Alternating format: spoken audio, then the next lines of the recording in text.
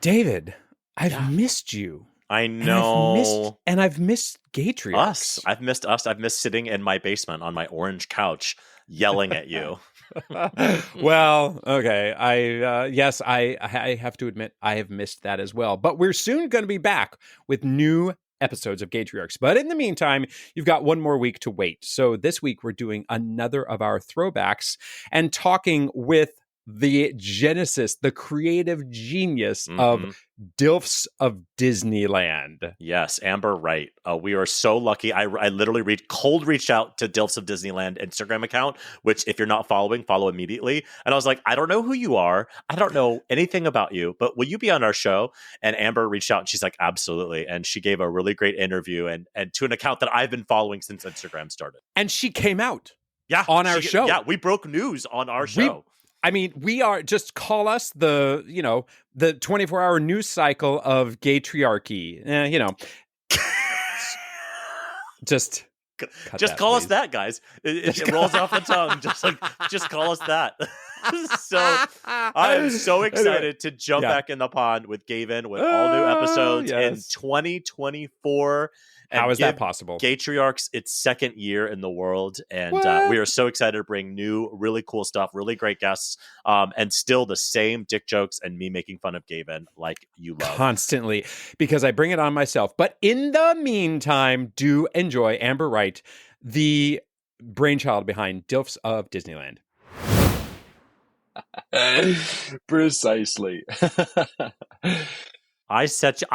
Gavin, I set you up for a mental health transition into your topic, and you did not. I threw it underhanded, and you just swatted at it with your fingers, and then you let it fall in front of you, and then you asked me where the ball is. So, and this is Gatriarchs.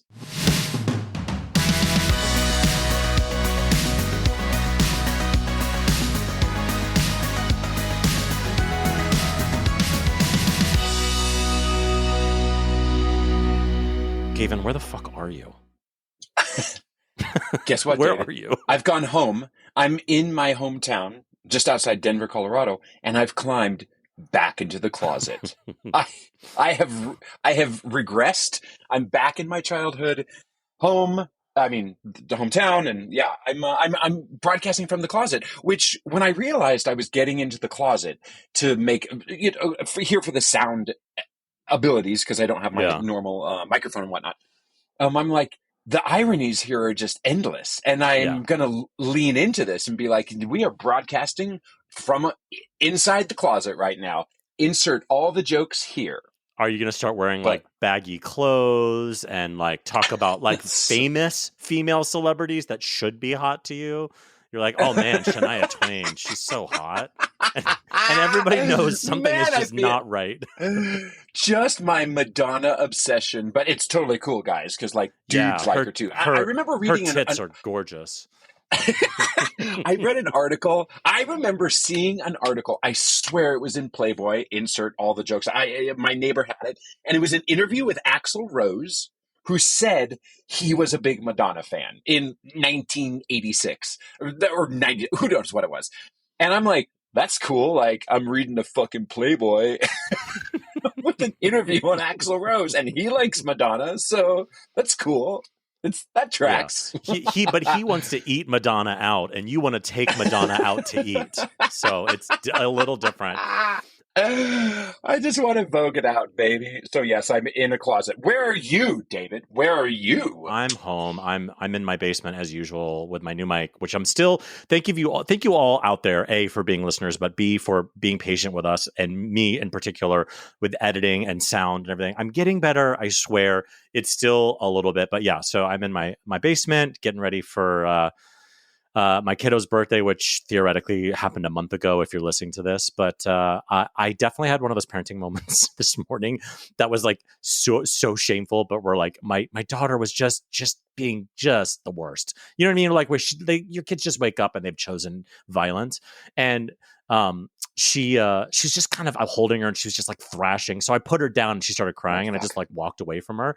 And I mumbled under my breath, or maybe if you weren't such a bitch all the time. And I was like, oh, David, you are such a grown-ass man. Look at you, just whispering under your breath. mean things to your daughter, but like, But she didn't hear it, nor would she even understand it if she heard no, it, right? this was a me moment only. It was like, David, did you just call an 18-month-old a fucking bitch? Sure did. So that's Sure did. That's the level of parenting I'm at today. Did you feel any sense of relief having done it? Just saying something really naughty to just make yourself feel just like shame. feel better? Okay. Just shame that I Well, couldn't that's handle an 18-month-old like wiggling in my arms, really. So I need a mental health day is really what I need. Okay, well, here we are to record, and you've got that mental health going, and I cannot wait. Talking to our guest later, I think, is going to be all the mental health break we need, but we won't get there till just yet. Excited. Well, I mean, because I'm traveling right now, I am traveling solo, so I got to have that incredible experience of being in an airplane for hours on end. And all I did was work the entire time, but it was very productive. I loved it. I didn't need to watch a movie. I was totally antisocial and worked the entire time. And I'm like, this is my spa time. I had my mental health break in an airplane coming out to Denver. It was fantastic. Isn't it weird the things that you say when you're a parent where you're like, oh man, I got to fly in a plane by myself, and non-parents are like, what the fuck? Why is that? Or the big one, which is like when you put your kid in the car seat and you close the door and you have that long walk around the car of just pure fucking vacation, right? Like these are the moments. Yeah. I watched 3 movies in a row on the plane home from Scotland. 3 movies in a row. And I was like, this can never happen again. I actually thought you were going to say I watched 3 movies in a row while walking around the back of the car the other day, going from putting my kid in the car seat to the driver's seat. And you just take your sweet ass time. I mean, what are you going to do? Leave the windows down? And I'm calling from jail because I left them in the car for 7 hours. Speaking of mental health days, David, earlier this week, my kid is doing a summer camp, and he just didn't want to go on Monday, and he was absolutely adamant. And he's my kid who is like, doesn't ask for mental health days, doesn't pitch a fit about doing stuff. And, there are so many times in our household, I'm like, we do not quit.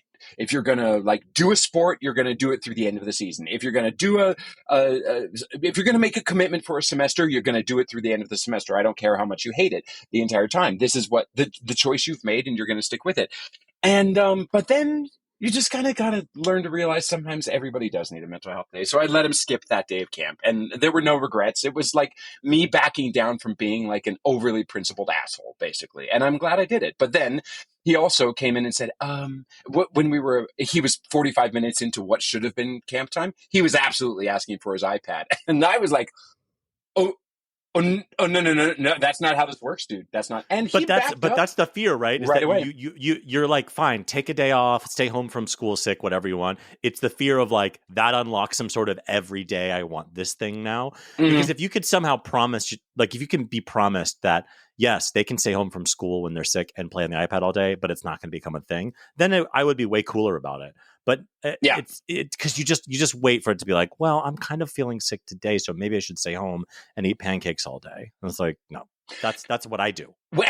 When you, I'm sure we have talked about this at some point, but far be it for me to not repeat myself on this podcast. But I make sick days miserable for my kids. I mean, if they have a fever and if they have barfed, in that case, I'm like, yes. You lay on the couch and you watch all the movies you want and you drink all the orange juice and you eat all the pancakes. But usually my kids are never sick like that. They're just like, I'm going to go to school. I make those days absolutely miserable. I choose that battle and I lean into it hardcore. So I learned something the other day. This doesn't apply to anything we've talked about whatsoever, but I wanted to mention it because maybe you knew this and I didn't. Do you know what growing pains are?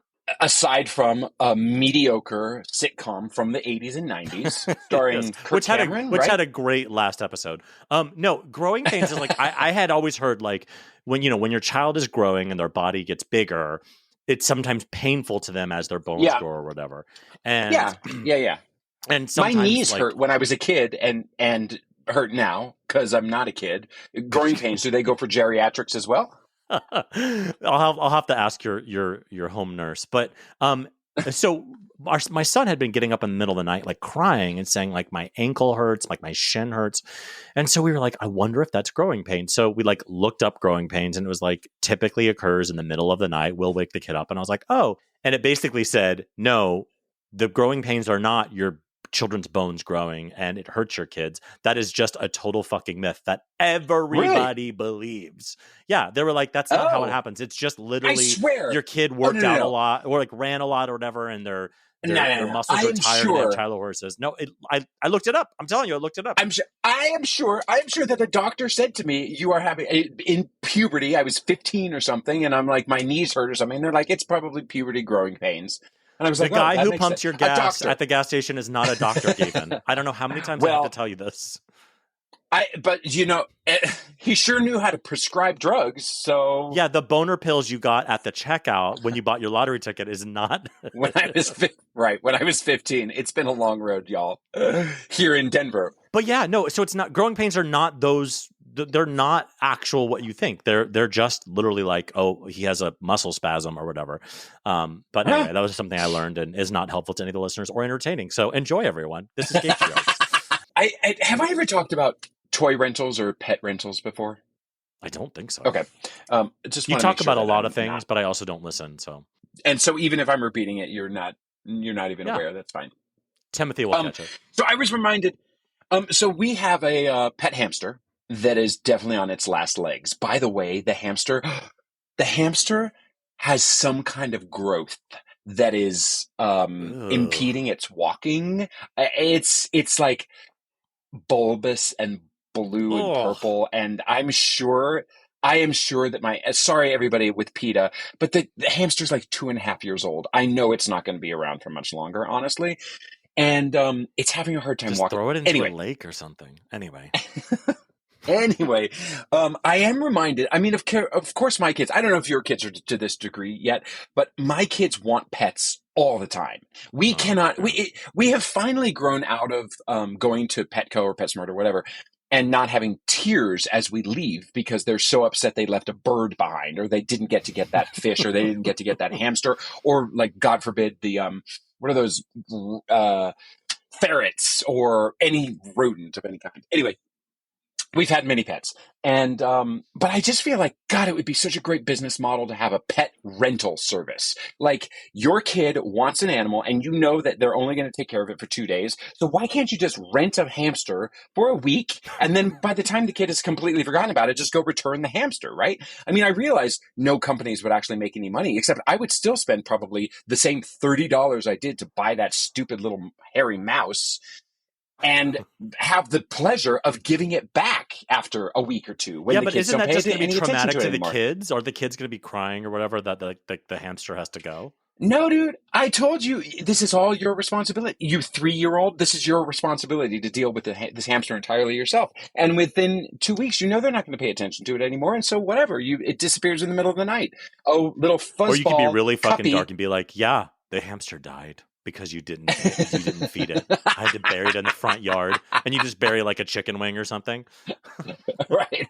With a popsicle stick marking where Coco died. Yeah. Well, anyway, I think that if somebody's out there, listen, I'm not going to start this business. I do not have the capacity, like the physical garage space, to have 6 ferrets, 10 rats, 4 cats, and 8 dogs to just loan to people. But God, I think that's a great business model. I feel like people might utilize that business for bad things. So we're going to have to really make sure our clients are just in it for petting a hamster. Listen, I'm twisted mind. It's important to think about all these things with a business plan. You got to think about all the things. Like, somebody's just going to say, like, can I borrow that goat, please? I'm like, why? I need to know why you need this goat. I don't want the goat to come back with dilated pupils and just looking like it saw war. I don't need PTSD. Goat PTSD. I mean, there would be an ironclad contract in all shapes and sizes that say you cannot abuse this animal, I suppose, all of that. But you know that there would be protesters. We're going to have protesters now. Please, somebody protest us. Give us the attention. Protest us, yeah. Moving on to the top 3. David, remind us what the top 3 is. So this week we have the top 3 things that can just get off your lawn.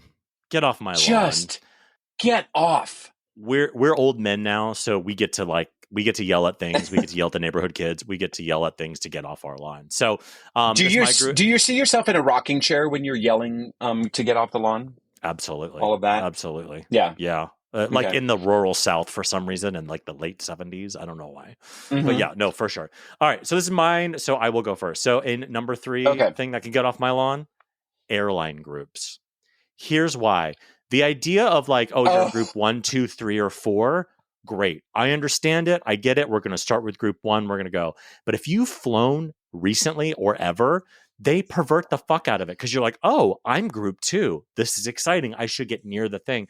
No, because there's these pre-groups. There's the groups before 1, which, by the way, mathematically doesn't fucking exist. So why don't you just say if people who need an extra time or families or veterans or whatever, like the platinum people, if you guys are going to go before group 1, they're group 1. They are group 1. Make the next group 2. Make this mathematically simple and not this fucking stupid shit. Because really, there are only 3 groups because on the tickets, groups 1, 2, and 3. But there's like 18 fucking groups. Anyway, you can see I want it off my lawn. I love it. Okay, what's number 2? Podcasts. Fucking everybody has a fucking podcast. Like, enough with it already. We get it. Yep. You have an opinion on shit. You want to talk into a microphone. Podcast, get off my lawn. Number 1 thing that can get off my lawn, the color gray. Are we done with gray now? Really? Are we done with like gray walls and I'm going to do this light gray on the outside of my house? Like we've all seen HGTV. We've all seen House Hunters. We've all seen Tarek El Moussa paint everything fucking gray tiles, gray this, gray that. Are we done with gray? I'm done with gray. Let's be done with gray. Get off my lawn. Get off my lawn, gray. All right. Yeah. Well, I will say I did take a liberal approach to this, not just plastic flamingos, although I think that all plastic flamingos can get off my lawn as well. But anyway, it doesn't matter. Enough of the disclaimers. Number 3 for me, Christmas decorations. I am so tired of people and their Christmas decorations in the lawn, and I don't want to compete with people. I just want one little simple thing on the door and move it along. But all of the blow up things that hurts me in such a personal and deep way. I can't tell you. You and your Christmas vacation-ness. I get it, Clark Griswold. I get it. But you know what? Christmas decorations all over houses just drive me crazy because it's just so absurdly performative and frankly overcompensating for emptiness in their lives. Number 2 that can get off my lawn, Pottery Barn picnics. The idea that people are going to make picnics, this absolutely glorious thing where everybody in a catalog, they've all brought their bottles and their glassware and their this and that. I'm like, oh, Jesus, can we just go to Subway and call it a day? Picnics are a pain in the ass. The bugs are there. You usually get sand in your orifices. Pottery Barn picnics can just get off my lawn. And finally, kind of along those lines, Goop can get off my lawn. Fuck people Goop. Who are fuck Goop and all of the whole zeitgeist of perceived perception with a great smelling candle. Just enough. Goop, get off my lawn. Oh, that was good. I really liked this topic. Yeah, this is I think we've started a new segment, frankly. Like the entire Get Off My Lawn with Gavin and David. All right, what's next week? Okay, so for next week, tell me about the top 3 most memorable articles of clothing you wore as a kid. Okay, so our guest today, I feel like we have a giant scoop. I feel like we're making news. We're making news on the podcast. It's going to be all over CNN, MSNBC, Fox, everywhere on yes. So our guest today is the person behind one of my personal favorite Instagram accounts of all time, and one of the first I ever started following, DILFS of Disneyland. Mom, DILF means dad I'd like to fuck. So she created and still runs the account today. A-list celebrities have publicly begged to be on her account, but today we get to speak to the keeper of the keys, the Countess of the Count. Please welcome to the show, Amber Wright. Welcome. Amber. Hello, guys. How are you? I mean, we are so good and so excited because so thrilled. We love DILFs.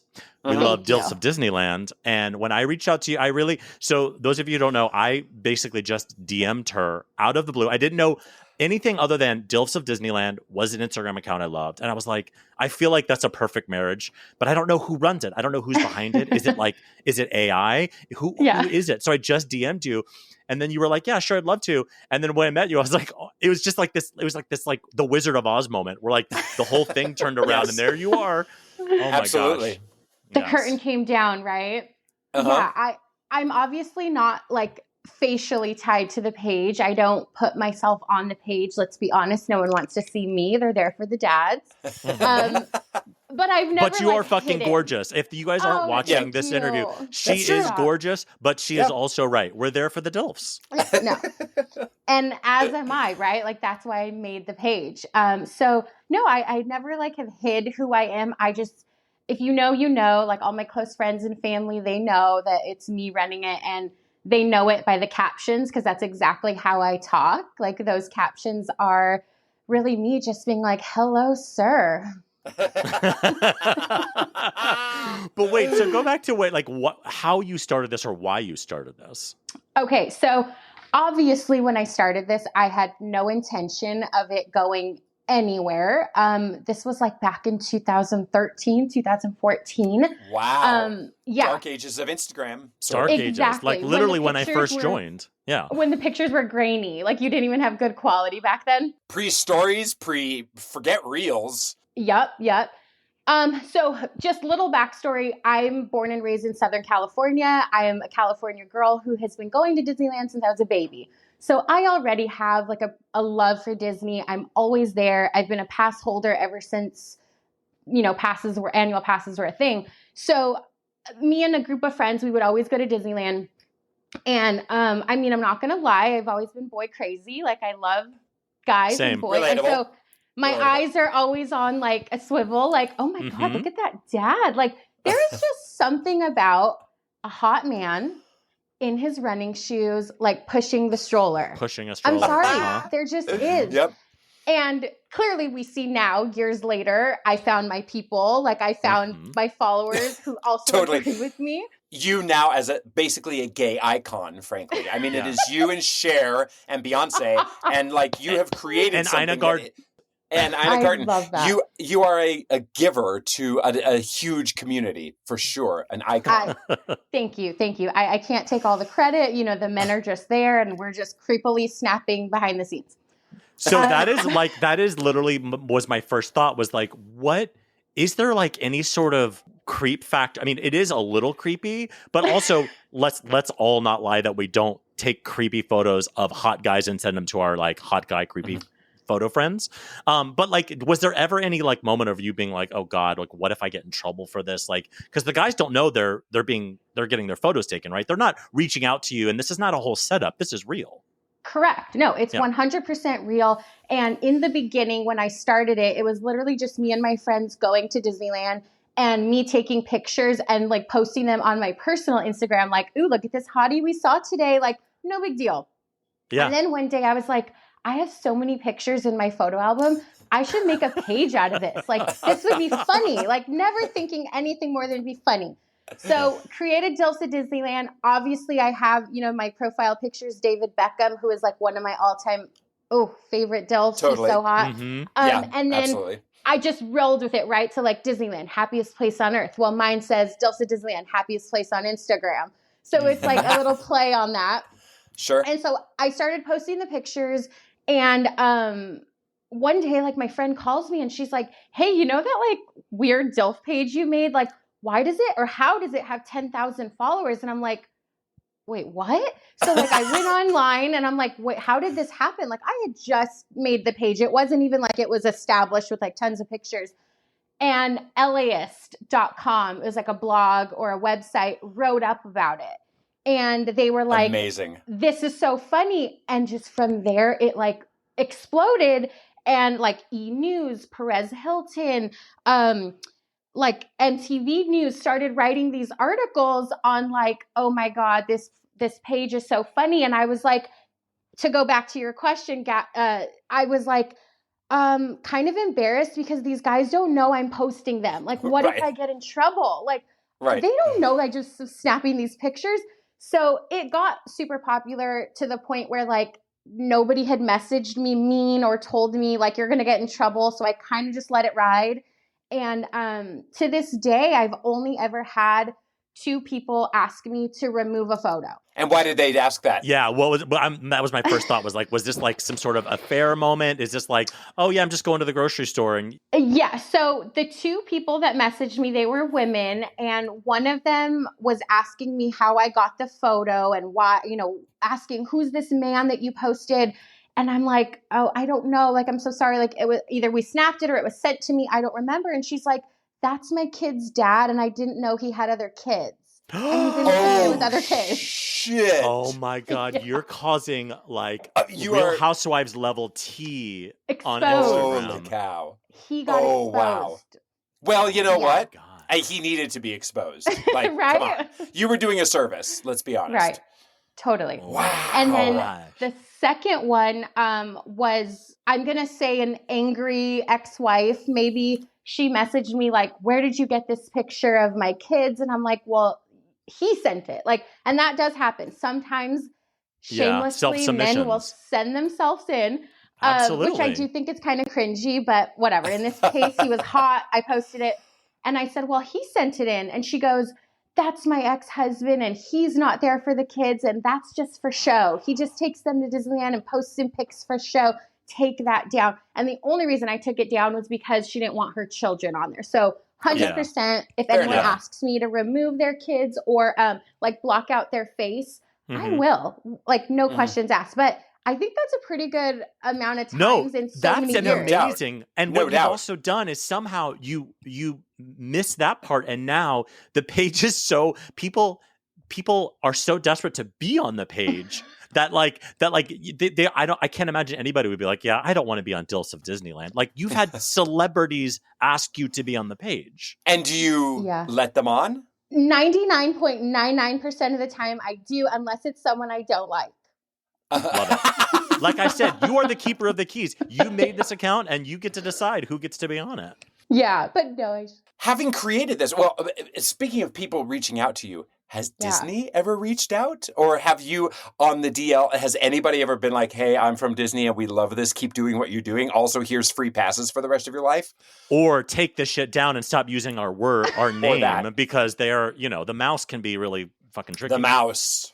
Scary. Disney is a powerful powerhouse. No. So no, they've never messaged me to take anything down. Thank goodness, because there was a point in the beginning where I was like, oh my God, let's make shirts. Like, we need merch, right? Like DILFS of Disneyland merch. And then everyone was like, oh, don't mess with using the word Disneyland. Like, you need all this licensing. So we never got to do that. But no, they've never messaged me that they like it or to take it down. Cast members that work there have messaged me that they like it. So tiny nod of approval. Love that. Yeah. That's amazing. Yeah. That's amazing. Yeah. And so wait, so I remember, this is off the top of my head, I remember it was like John Legend or somebody was like on Ellen or something talking about your account. Wasn't that, is that true? He was on Jimmy Fallon. He was on Jimmy Fallon. And I have that video actually pinned to the top of the page because that was a moment for me. No doubt. John Legend, he's an EGOT winner, right? He's got the Emmy, the Grammy, the Oscar, the Tony. So Jimmy Fallon asks him, like, you're an EGOT winner. You have all these things. Like, is there anything you don't have? And he busts into, well, my last thing on the list was DILFS of Disneyland. And which he placed on top of the EGOT. There's an EGOT to D, and the D is the DILFS of Disneyland. Yes. And he is considering that the last. He didn't even mention the Pulitzer. Or Nobel Prize. No, just DILFS of Disneyland. It was an honor. It was, and I love Jimmy Fallon. So they like popped up the picture with like the caption, which so embarrassing, was like, John Legend, your stroller meat. And I'm like, oh my God. It was so funny though. I think hashtag stroller meat is one of my favorite hashtags. I'm going to say the hashtag actually has a funny story behind it. I can't take full credit. A follower wrote that one time on one of the pictures. And I saw it, and it was kind of at the time where, like, I mean, there's still trolls who comment here and there, but there were like trolls in the beginning saying like, this is objectifying men. This could never happen if it were women. So when I saw stroller meat, I'm like, yeah, we are looking at you guys like a piece of meat that, we want to objectify. So yes, Stroller meat is how we're referring to you guys from now on. Absolutely. And People sometimes love it. we like to be objectified. Sometimes that's Yes. sexy. Objectify the shit out of me. Like, It's are you kidding me? flattering. Flattering. Like, come on, guys. 100%. Be flattered. You're on the page. Yes, absolutely. Now, wait a minute. Back to John Legend real fast, though. Did I miss a detail? Did he request to be on, or did you snap him surreptitiously? No. So he was at Disneyland with his family, and I guess a friend had told him about the page. So he was like posting, like having someone take pictures of him in the style that I like, which I love that about him. Like pushing the stroller, not looking, very candid, you know. Not posed, yeah. Yeah, at all. It's got to And look so, a little creepy, right? The picture Yes. has to look a little snipey, yeah. 100%. And so then he captioned like, DILFS of Disneyland, this is my submission, this is my, and I like obviously was not on the page. So I'm having friends text me like, dude, John Legend is calling out the page. You better get on there right now. So I go on and I'm like, oh my God, John, how could I make you wait? Like immediately posted him. And then of course, Chrissy Teigen, his wife, like loves to troll him. And so she wrote in the comment, like, John, you're so lame. People are supposed to submit you. You're not supposed to ask yourself to get on here. Yeah. That's It was fantastic. funny. That's incredible. How much Yeah. time do you devote to the accounts every day, week, month? So it's hard, right? Social media, I give so much props to influencers and people who run big pages because it is a full-time job. We're not familiar. We're not familiar. I have a real full-time job. So DILFS of Disneyland is like my for fun. So if I had to put like time, I mean, I go to Disneyland really often. Like I'm there a lot. I'm a pass holder. I don't live very far from Disneyland. I like to post as often as I can, but I go through the inbox almost every other day because it gets flooded. I'm very lucky nowadays that people send the pictures, so I don't have to do as much legwork. You know, wives, girlfriends, sometimes the guys themselves will send in the pictures. So where I can find time in my own personal life to answer your question is where I'll pop in and post. And who are you as a regular person? Because now you're famous for DILFS of Disneyland, but you probably have like your Clark Kent like life. What are you day to day? I'm so normal. I'm just normal girl from Southern California. I mean, I have a regular full-time job. I've worked in beauty cosmetics for like the last 10 years. I also do eventing on the side. Like I have a little small business where I love doing events. Social media, like I'm on my TikTok. Like I like to do everything. I'm just normal. There's nothing really much to me. I have my 2 cats, my boyfriend, and wait, that's what I was going to ask. Are you dating a DILF? Like, what is because what is your romantic relationship? Does the DILFS of Disneyland page threaten your boyfriend? Funny. So at this point, he rolls his eyes at it, right? He's like, you're too much. You're too extra. The stuff you do is like out of control. But when I met him, he actually knew what the page was because somebody had told him about it. They were like, oh, you look like this guy on DILFS of Disneyland. So A, I have a type. B, he was like, that's you? And I'm like, oh yeah, that's just like this little page that I do. Like no big deal. And in the beginning, he was kind of like, so are you like talking to these guys? Do you DM these guys? I'm like, no. Oh my God, no. It's not like that. I'm like, it's literally just me posting and for all the followers like who love it and I love it. So now his joke is like, so one day if we ever have kids, am I going to be the last post? Am I the last DILF of Disneyland? And I'm like, oh gosh.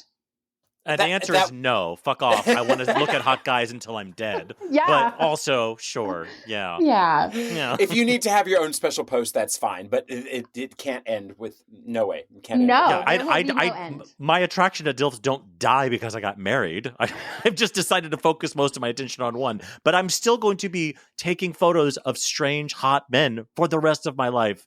Get into it? Until somebody messages me, I can't. Yeah. So you have a favorite position for the guys, like generally as you were describing that. Yeah, you're welcome. The stroller meet position. But do you have a favorite location too? Like, is the lighting at It's a Small World just like particularly flattering and sexy, or are the teacups a great way to make the dad's hair flip around? Or like, do you have favorite locations for shots? Ooh, that's a great question. You know what? Anywhere that looks visually appealing behind. So like, I love it when the picture is captured, that perfect strut, pushing the stroller, or even like carrying the baby or like on the shoulders. As long as there's just like the Mickey wheel behind, or the castle, or like something grand that shows you're at Disneyland. I'll still post sometimes when they send me behind a brick wall, but I'm like, really? You couldn't pass the teacups for this picture? You know what's also great about your account, for those of you who don't follow it, is that, like, listen, I follow a lot of hot guy accounts. Listen, the trash that is on my phone would blow your fucking mind. But what is so great about that account is it's not like just like all the other trash. It is like dads fully clothed in public with children. So there's like a sexiness to it, but like you don't have also like dads in thongs like shaking their butt. No. Like it's a somewhat narrow lane, but it's a great lane because we all, not all, but most of us think like those kind of hot dads in the sneakers who are like, you can tell have worked out, but they're like not like flaunting it. And they're with their kids. So they're like totally not looking at the camera, but you're like, oh man, it's a really great kind of narrow lane. So it's kind of refreshing to the normal porn that exists on my phone. Well, I'm so glad. It's a PG-13 version, right? Totally. But it's real and relatable, and is this like real guys who? The situation and their position as fathers makes them even hotter, right? Oh, always. You get an extra 2 like, points always for being a dad. Yeah. Yeah. Definitely. There's something about dads. Have you noticed that your taste, your type has changed since 2013? You've been doing this for 10 years. At the beginning, was it a certain kind of dad, and then has it changed at all, or has it been consistent? No, it's been consistent. I mean, I like what I like. Sometimes I will post guys who maybe aren't necessarily like, oh my God, that's my type, but it's a handsome man and I can appreciate that, and I'll post it. Obviously, not everybody likes the same type of guy. So I like to think a little bit of everything, whatever I can see at the park or whatever's sent to me, that's what I sprinkle on the page. And obviously some posts get tons of likes and you're like, okay, everybody agrees. And then some don't get as much. But I think it's no one's fault. It's just we all have different tastes, and I try to represent as much as I can everybody that gets sent in. But what I like about also you and your page is that like you try to please a lot of diverse tastes, but this is about you and your obsession with dads at Disneyland. And that's what I love about it, because I want to join you on your adventure. I don't need, because like if it was all my guys, I don't know. Like I think stay in your lane, do what you're doing. It's brilliant, and I love it. The secret of social media is your authenticity and your voice coming through, and your perverse ways, which we love here. Wait, tell us about Jeff Lewis. You mentioned you have like a Jeff Lewis story, and I watched Flipping Out. I was a fan. I want to know everything about it. Go. Yes. So I am a Bravo fanatic. Love Bravo, everything that comes with it. So I'm a Jeff Lewis fan back when he was on Flipping Out. Just have always loved him. And he went to Disneyland and I saw it and I posted it. And then I saw on his show, he has like a newer show out. He was talking about it on the show. And he's like telling somebody on his team, like, I'm on the DILFS of Disneyland page. And he like turns it around and they're making fun of like the comments. People were talking crap about him in the comments, like putting the throw up emoji. And then people were like, oh, daddy's got a BBL. Like he has a badonkadonk. And like Jeff loved it. And he's like, yeah. So he talked about it on the show, which I thought was so like cool because I've always loved Jeff. And I love that he was such a good sport. Like he saw, there's going to be some haters in the comments, but also he was loving that I posted him. And I posted him twice, actually. Yeah. But if you've ever watched his show, he thrives on the conflict. Like if everything was running smooth, he would be staying up at night, staring at the ceiling, being like, something is not right. But also what is so great about your account is that the reason celebrities went on it and the reason they're thinking about it and talking about it is because celebrities have access to anything they want.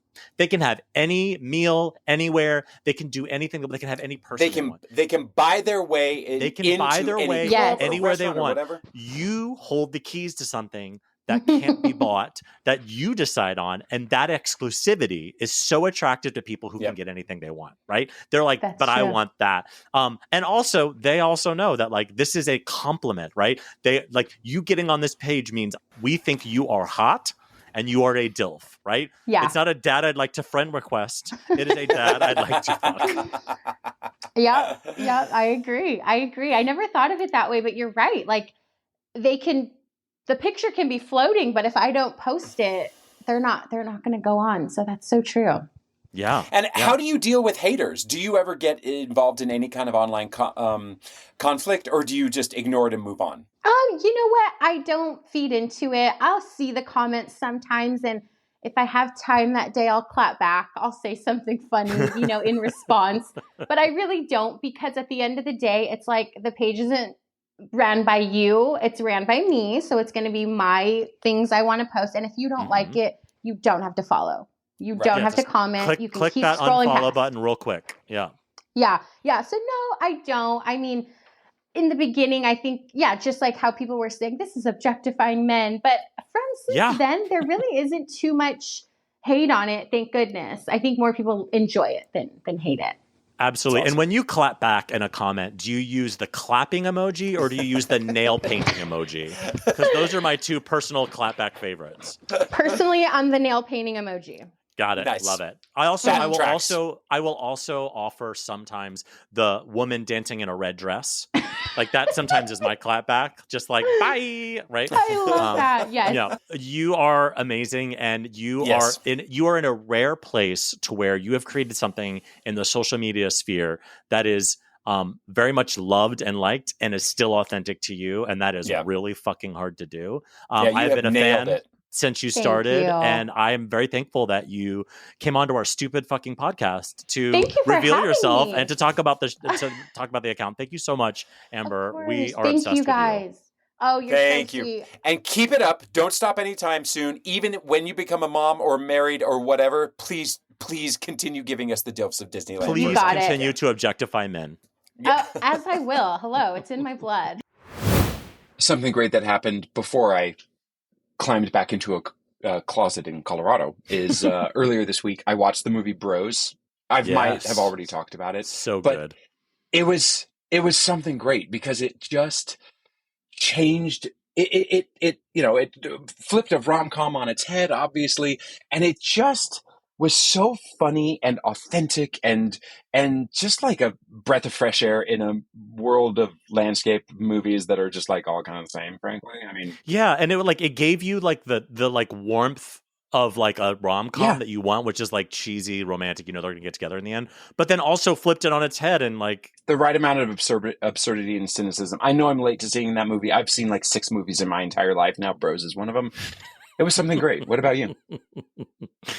So my kid was sick this week. He had like one of those like 24-hour kind of fevers where he got sent home from daycare. So he's staying home I know.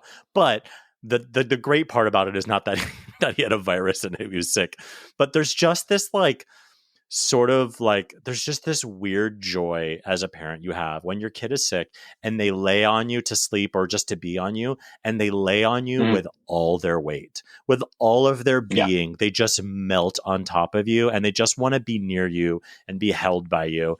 And it's just those moments don't come as often, I think, as people think. Like even with babies, they're so wiggly. There's never those just like solid holdy hugs where you just like want to just squeeze them to death. They happen every once in a while, but when they're sick, sometimes they just want to lay on you, and it's just I don't know. There's just something great about that.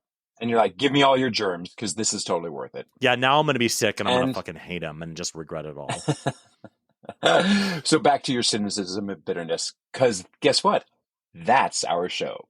If you have any comments, suggestions, or general compliments, you can email us at gatriarchspodcast@gmail.com. Or you can DM us on Instagram. We are at Gatriarchs Podcast. On the internet, David is at David FM Vaughn everywhere, and Gavin is at Gavin Lodge on potterybarn.com. Please leave us a glowing 5-star review wherever you get your podcasts. And don't forget to sign up for our newsletter. Thanks, and we'll smell you next time on another episode of Gatriarchs.